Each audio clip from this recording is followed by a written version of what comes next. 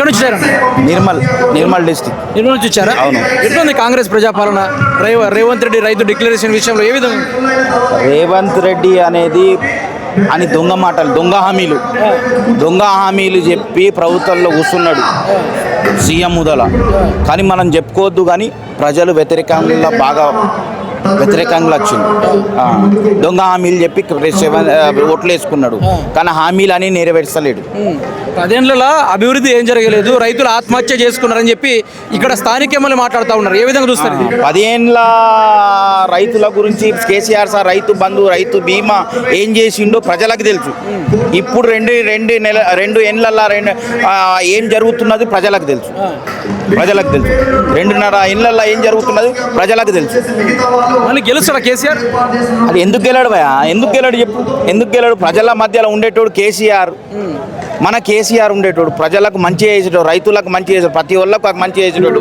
అంత మంచి స్కీములు నడుస్తుండే. అంటే రేవంత్ రెడ్డి కూడా బాగా చేసిండు రైతుల కోసం. ఏం చేసిండు రేవంత్ రెడ్డి? రైతు బంధు ఇచ్చిండు కదా. ఎవరికి ఇచ్చిండు? 6 గ్యారంటీలు. 6 గ్యారంటీ ఎవరికి ఇచ్చిండు? 420 హామీలు. 420 హామీలు ఎవరికి ఇచ్చిండు? రైతులు సంతోషంగా ఉన్నారని సంబరాలు పెడుతున్నారు కదా. అది తప్పు మాట. తప్పు అది. రేవంత్ రెడ్డి అనేది ప్రజల్లో వ్యతిరేకం వచ్చింది ఆల్రెడీ. రేవంత్ రెడ్డి ప్రోగ్రాంలో ఎదురు తిరిగే రోజులు వస్తున్నాయి, దగ్గరికి కొట్టే రోజులు వస్తున్నాయి, బండాల చెప్పులతో కొట్టే రోజులు వస్తున్నాయి.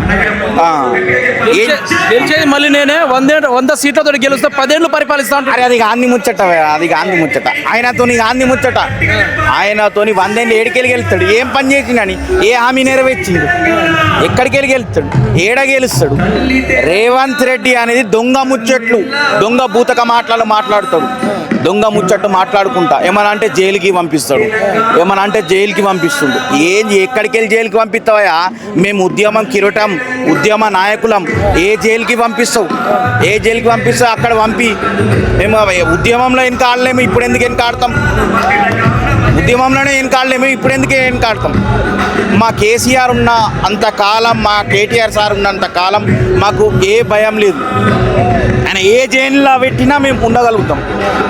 అది 2.5 ఏళ్ళ తర్వాత, 2 సార్ల తర్వాత ఆయనది అప్పుడు ఉంటుంది కథ. అప్పుడు కథ ఉంటుంది. ఏ హామీలు లేవు, ఏ పని లేవు. ఏ పని చేస్తుండు? ఏ పని చేసి చెప్పు?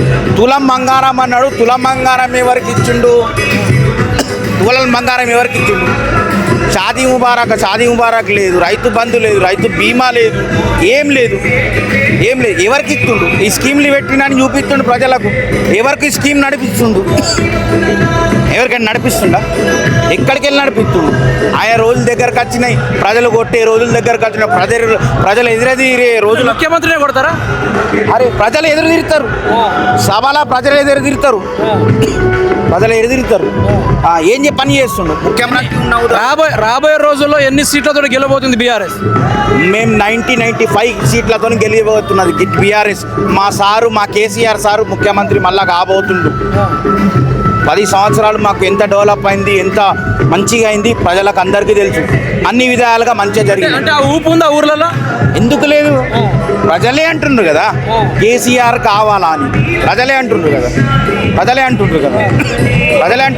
ప్రజలు కోరుకున్న నాయకుడు, తెలంగాణ సాధించిన నాయకుడు కేసీఆర్, తొలి ముఖ్యమంత్రి. ఇప్పుడు వచ్చి గద్దెల మీద ఎక్కి నేను అది చేస్తాను గాంధీ కొని ముచ్చట. అది గాంధీ రేవంత్ రెడ్డితో గాంధీ ముచ్చట. 420 అంతా భూతక మాటలు, భూతక అబద్ధాలు. ఏమనంటే జైలుకి పంపిస్తాడు. ఎక్క మాట్లాడి జైలుకి పంపిస్తే ఏం చేస్తావు? చట్టం లేదా? చట్టం బంద్ చేస్తలేదా? ఏం చేస్తాడు? ముఖ్యమంత్రితోని ఏం గాంధీ ముచ్చట అయిపోయింది. ఆయన రోజుల దగ్గరకు వచ్చినాయి. ఇక ప్రజలు వ్యతిరేకలు వచ్చేసినాయి. ఆయన రోజుల దగ్గరకు వచ్చినాయి. ఇక ఆయన కేల్కతం దుకాణం బంద్ అయ్యే అవకాశాలు ఉన్నాయి. అవకాశాలు మొత్తం వచ్చేసింది వ్యతిరేకంగా.